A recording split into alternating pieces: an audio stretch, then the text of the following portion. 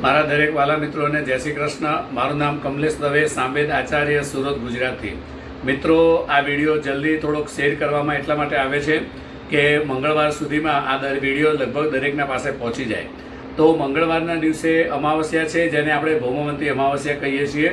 તો એ અમાવસ્યાના દિવસે આપણે ખાસ એનો એક ઉપાય કરવાનો છે, જેનાથી આપણા ઘરની અંદર કોઈ લડાઈ ઝઘડા થતા હોય, પતિ પત્ની અંદર કોઈ ઝઘડા કદાચ થતા હોય, કોઈ ભાઈ ભાઈનો ઝઘડો હોય, ઘરની અંદર કોઈ અશાંતિ રહેતી હોય, તો એના માટે ખાસ ઉપાય છે.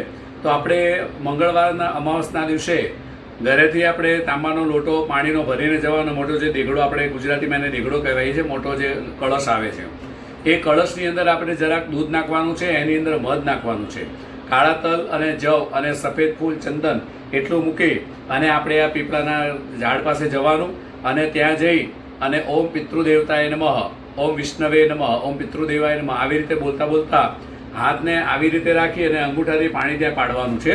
અને એવી રીતે પીપળામાં જળ ચડાવવાથી આપણા ઘરની અંદર દરેક પ્રકારની સુખ શાંતિ બની રહે છે. લડાઈ ઝઘડા જો થતા હોય તો એ પણ શાંત થઈ જાય છે. પતિ પત્નીની અંદર પ્રેમ વધે છે. અને પછી સાંજના સમયે આપણે પીપળા પાસે જઈ અને ત્યાં આગળ દીવો કરવાનો છે, 4 મૂકો દીવો કરવાનો, અને ત્યાં આગળ કંઈક તમારે મીઠાઈ મૂકવાની છે. હવે આ ઉપાય જે તમે કરશો તો એનાથી દરેક મનોકામના આપણી પૂર્ણ થશે.